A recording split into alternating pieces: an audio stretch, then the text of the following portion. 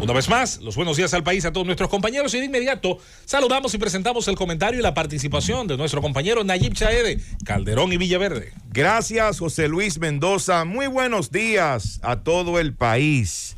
Bien, a partir de hoy voy a dejar de utilizar la mascarilla en la cabina.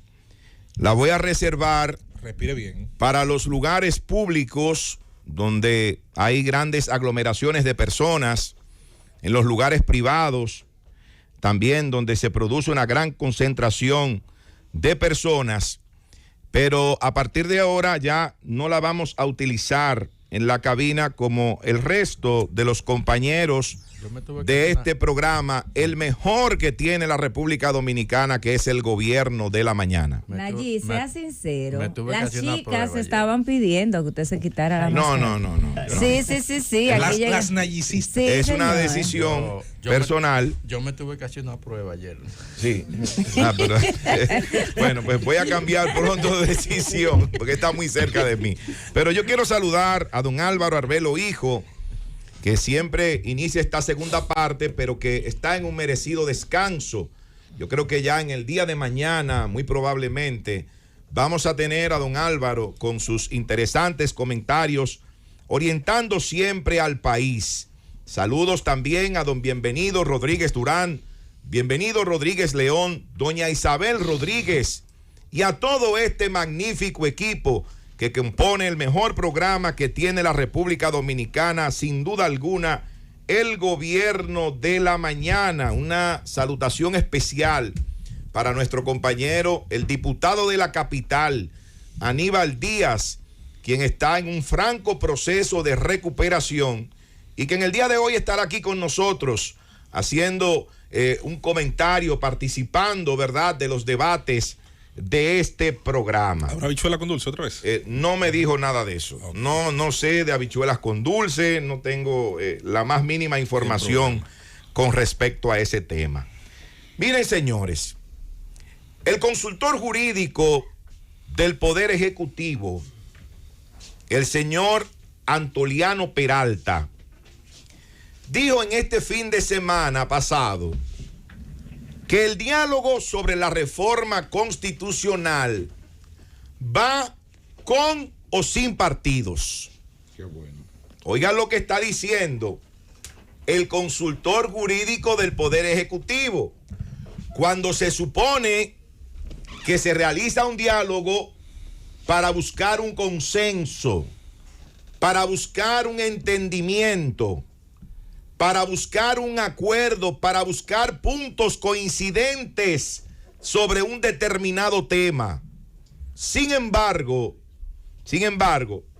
con esa expresión hasta cierto punto prepotente y arrogante, creo que es muy poco lo que puede lograr el señor Antoliano Peralta, consultor jurídico del Poder Ejecutivo. Él ha dicho que pasado el largo asueto de la Semana Santa, ellos procuran retomar el diálogo para consensuar el proyecto de ley a ser sometido al Congreso para producir una reforma constitucional. Ustedes saben que el diálogo con respecto a ese tema está en un limbo desde el pasado día 2 de marzo, cuando el Partido de la Liberación Dominicana, cuando la FUPU, la Fuerza del Pueblo, y otros partidos se retiraron de ese tema, se retiraron del diálogo con respecto a lo que podría ser una reforma constitucional. Y yo pregunto lo siguiente, pero al mismo tiempo trataré de responderlo. ¿Cuál es la trama que hay detrás de ese afán del gobierno de hacer en este momento una reforma constitucional? Mira, yo te voy a decir una cosa, Nayib.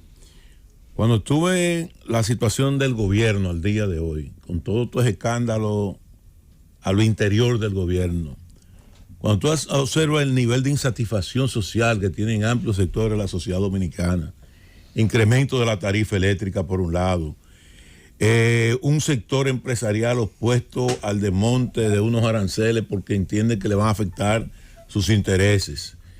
Escándalo de corrupción y de un fraude a los programas sociales de más de 400 millones de pesos y contando.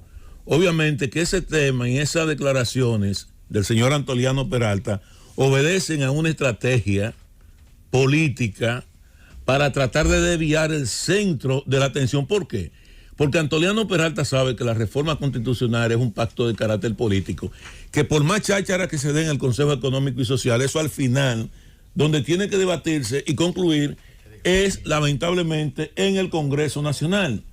Y para pasar esa reforma en el Congreso Nacional, tienen que sobornar, óigame lo que le voy a decir, tienen que sobornar por lo menos a 30 legisladores. Y el problema de una reforma, escúchame, para concluir, el problema de una reforma constitucional no está en la capacidad que puede tener un gobierno para hacerla, sino con el nivel de legitimidad que surja de ese proceso. De lo que sí estamos claros es de que se trata de una línea del gobierno, porque también el señor Homero Figueroa, quien es el director del DICON, no sé cómo se llama ahora esa institución que dirige comunicaciones de la Presidencia de la República, también ha dicho que el diálogo sobre la reforma constitucional seguirá con o sin partidos. Sí, porque ellos han planteado que se hace necesaria una reforma constitucional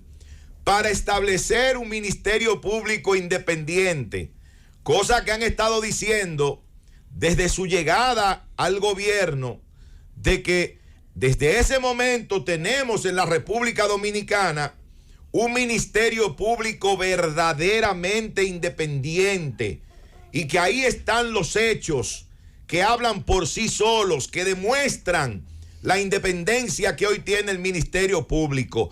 Nada más falso que eso. Ahora bien, ellos van a dialogar ¿con quién? Con académicos, con la sociedad civil.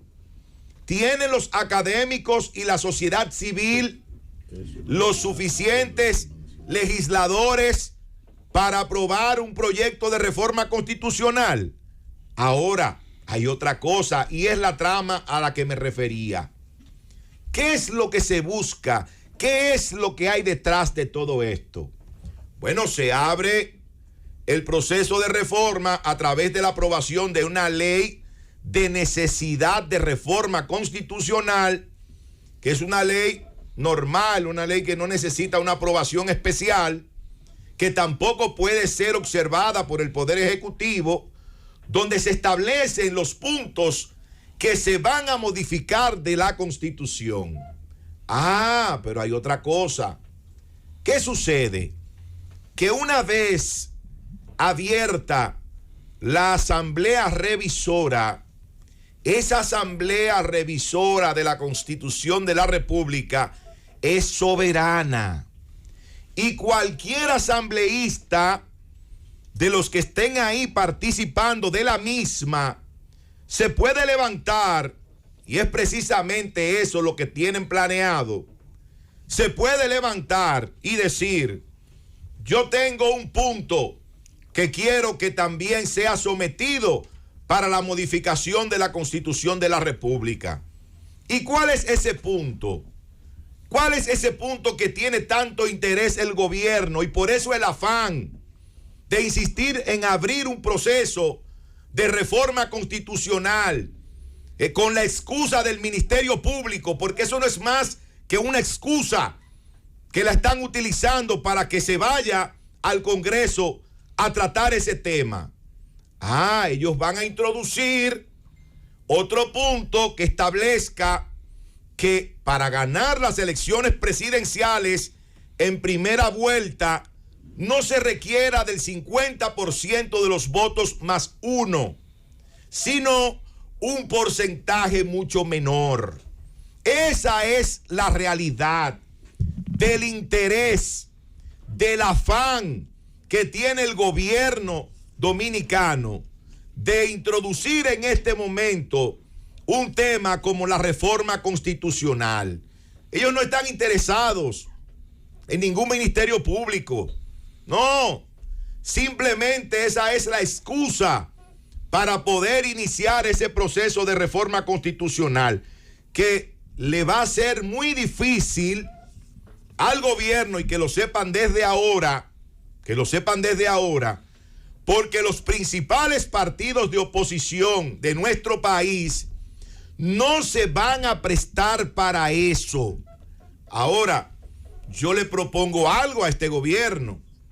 Si ustedes quieren hacer una reforma constitucional que toque no solo ese aspecto del Ministerio Público, sino otros aspectos de la propia Constitución, de la propia Carta Magna, ustedes pueden esperar a ganar el proceso electoral de mayo de 2024, y pasado ese proceso se puede iniciar ese diálogo, se pueden tocar esos temas y se puede someter al Congreso en ese momento los temas de interés que pueda tener el gobierno, si es que se reelige, para que sean sometidos a una reforma de la Constitución de la República. Pero mientras tanto, dejen eso tranquilo, dejen eso así, porque en este momento en el que estamos no es el más apropiado para hablar de reforma constitucional. Si ustedes tienen miedo porque han perdido gran parte del apoyo popular y no llegan al 50% de los votos, el 50% más un voto que es requerido para ganar las elecciones presidenciales, lo único que tienen que hacer es fajarse a trabajar, fajarse a gobernar bien, para que la gente siga entendiendo que ustedes son lo que más le conviene a la República Dominicana. De lo contrario, ustedes simplemente van a fracasar en ese proyecto de intento de reforma constitucional, y segundo, van a salir del poder en el año 2024.